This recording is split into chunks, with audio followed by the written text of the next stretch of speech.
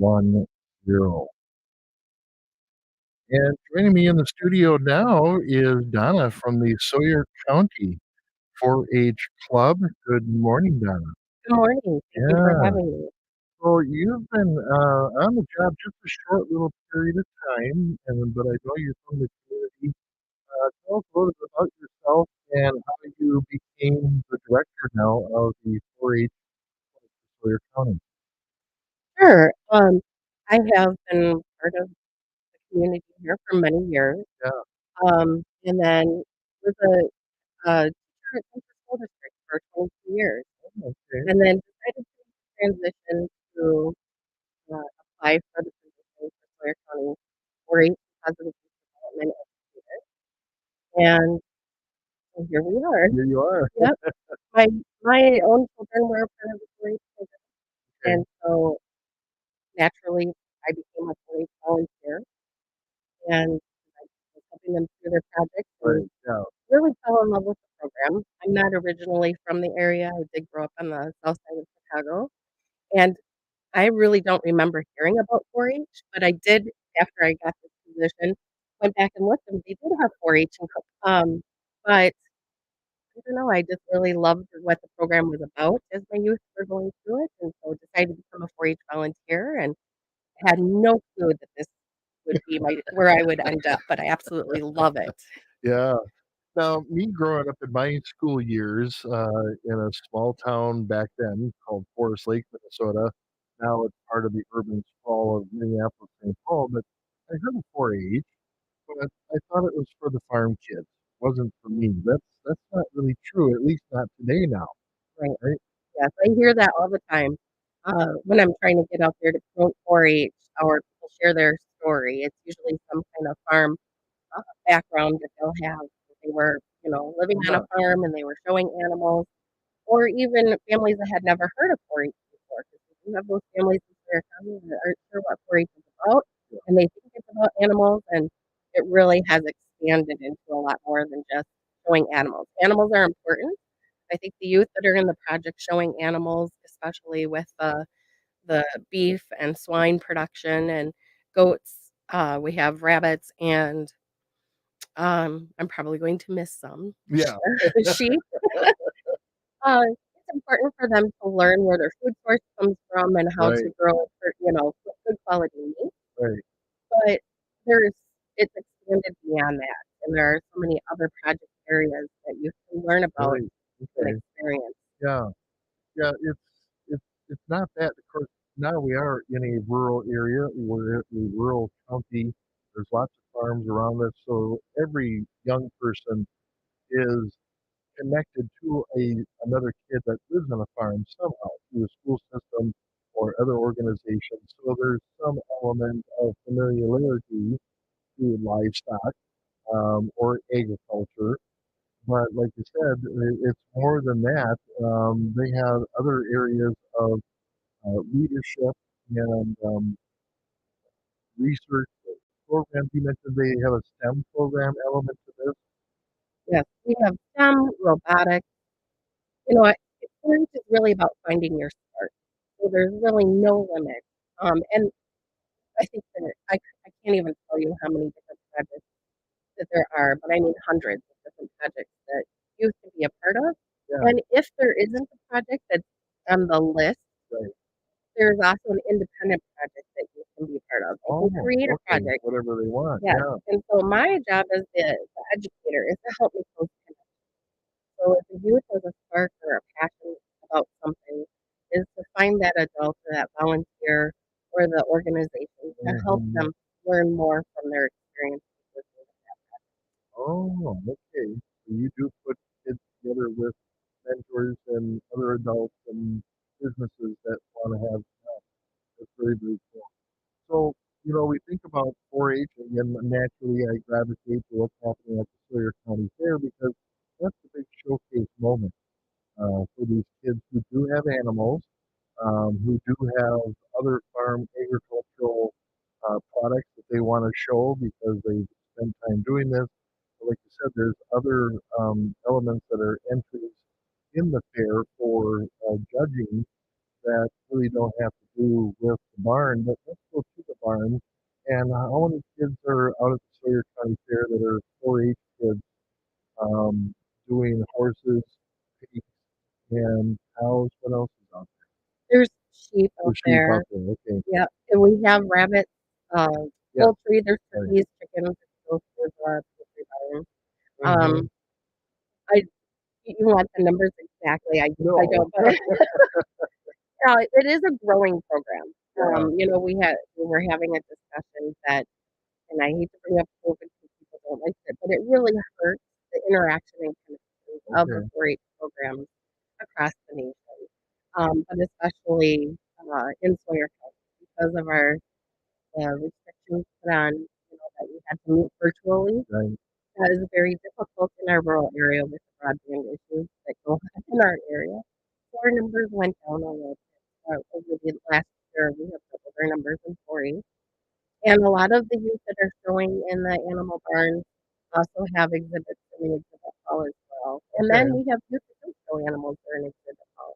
Yeah. But we do have for auction and for show, I think right now going on at 10 o'clock today Yeah. will be our large animal. So you have your dairy, your beef, uh, your sheep, your swine that will be judged for showmanship, so Okay. how well the youth interact with the animal and with, their knowledge of the animal, and Yeah. then also for market, how well the animal is it's where you judge the animal, not Right. so much Yeah. the youth, but ultimately it goes back to how well did they raise their animal. Yeah. Yeah. That's and the disciplines that go along with that. I mean, for some of these kids, getting up early in the morning to take care of their animals out at the barn or in their pens and cleaning the pens, there's a lot of interdisciplinary skills that can transfer to life skills as well. And I know you talk about that with youth development. Sure. Tell us a little bit about that involvement. Yeah, so with youth development, we have clubs and committees that and consist of adults, volunteers that help mentor and support the youth through their project experience. Okay. We have some youth that are brand new to 4-H or new to raising animals, and we have youth that have been showing for quite a while or raising animals, or Hmm. not even just the animal part, just in other areas or project areas. So the youth tend to take the leadership position and lead and help the other youth. Okay. We also have um, several opportunities where 4-H youth can take leadership in the community. Like civic engagement is one of my other areas. Oh, So I'm 4-H educator, but I also am positive youth development for Sawyer County. So I do okay. work with youth and organizations that are not, 4-H youth, but a lot of our 4-H youth that are come from a lot of our leadership from the youth come from our Right. 4-H youth. Um, we have some we have a youth that just went to National Congress last November, and they learned all about government, and then they're also on our Heart of the North Wow. team, Yeah. and go down to Madison and talk about rural issues that affect our area.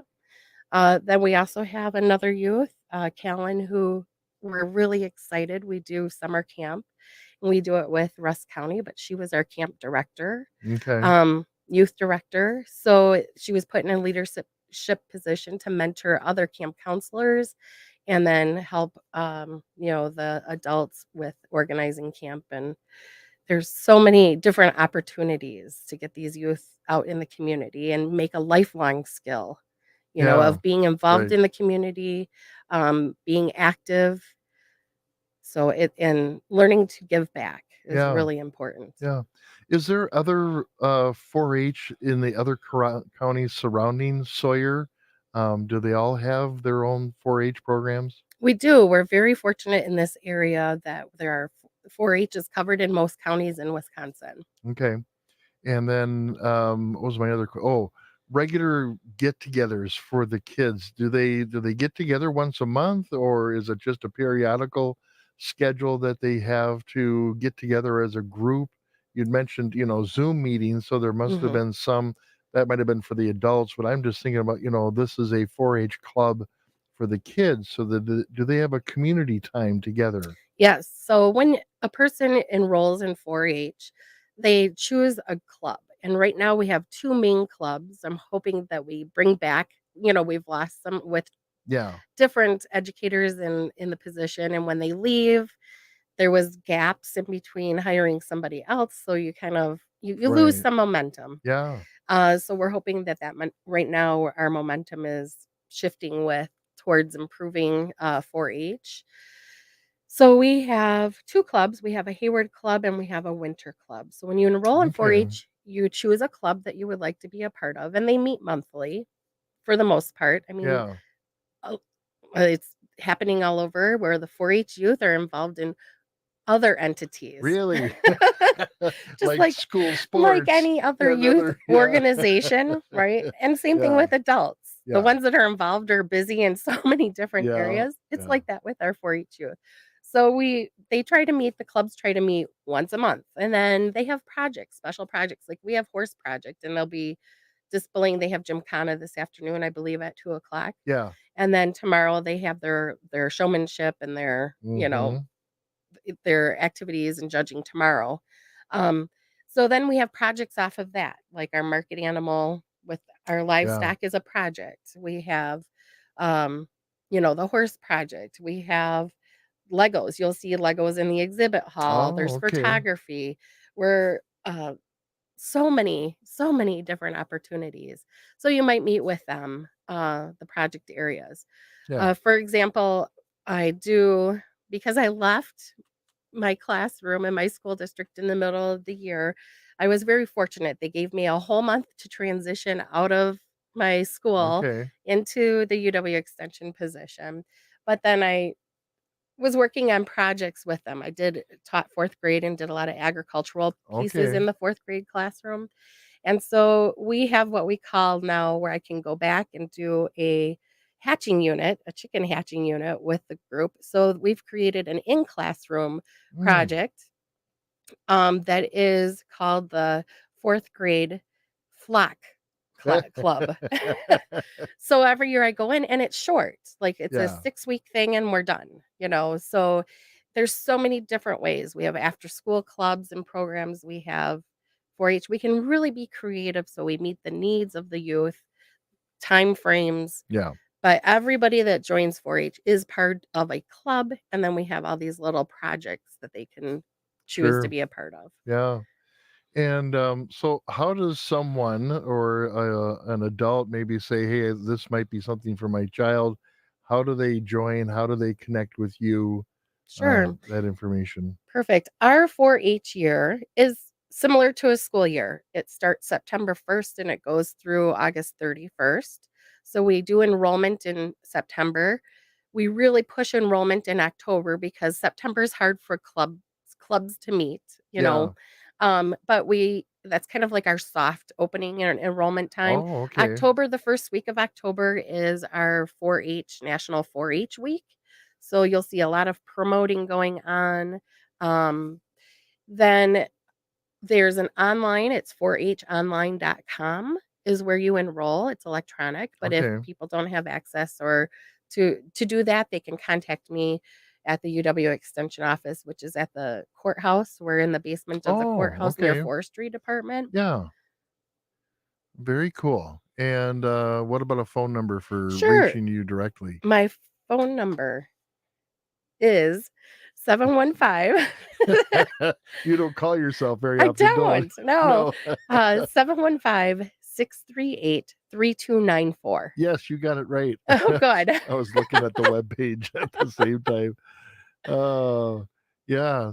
So, this is a good time then for you to one, showcase students showcasing at the Sawyer County Fair, which is good promotional for Right. joining 4-H.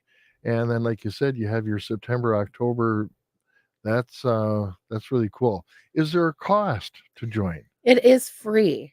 What? It is free to join. No, There no. is All clubs have a fee. They all. It is free to join, and our leaders board is so awesome. If you go out to the food or if you go out to the fairgrounds Yeah. well, first I wanna get back to the fair. Yes. So we have that full year, and the fair, a lot of people say it's the 4-H fair, but really the fair board is wonderful. It isn't 4-H. There are other youth groups that are out there Yeah, displaying yeah. projects, but So it's not for it's exclusively not 4-H. exclusive Yeah, 4-H, but it is one way that we can showcase what we've worked on all year long. yeah, And the fair board has been fabulous about getting youth out there and getting involved in the fair. I mean, they work so well with all organizations because yeah, it's all about the youth and yeah, I mean, yeah. and we love the people that join in open class, the adults. And we love to hear stories. I know at fair time I have a booth out there. I hear alum come back or maybe they weren't Sawyer County alum but other about their 4-H story. Right, It's yeah, wonderful. Um, but if 4-H, our leaders board at the fairgrounds, there is a food booth, and it's just ice cream that we sell, but that which is money. a good food. Yeah. Oh, it's a popular one.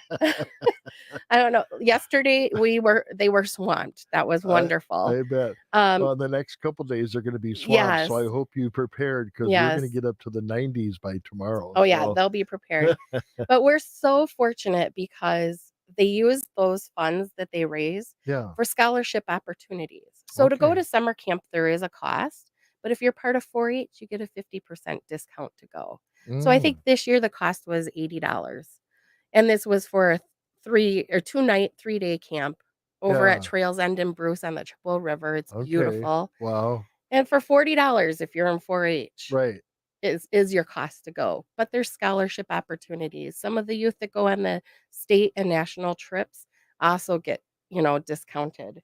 So we're very fortunate that we are able to raise funds through the food booth to help offset the costs. And they do have scholarships for those that are in need, and it's just the Sawyer County is so lucky. The 4-H group is really very lucky that they have that support Yeah, from the leaders board, and that wouldn't be possible without support from the community. right. Yeah, yeah, that's very cool. Well, Donna, I'm gonna let you go because the fair is gonna be starting up here in a couple hours. We gotta get back to the and get things organized, and, it's been great to hear from you and what's happening out at the Sawyer County 4-H organization. Thank you for taking the call and stepping up and being part of this organization. And I know it's hard to leave the classroom, but you get just as many kids in 4-H now. In fact, your classroom is probably bigger now It's than bigger, it. and I always say this is not that I didn't have fun in the classroom, but I Yeah. only have to deal with fun. It's great. All right, Donna. If people want to reach Donna, they can give her a call at the Sawyer County Extension Office here in Hayward, 715-638-3294. Better yet, go to the Sawyer County Fair and they can see you in person, and then you'll introduce them to some kids and what's happening out there at the Sawyer County Fair today. Absolutely. All right. Thank you, Donna. Thank Take you. care. Bye bye.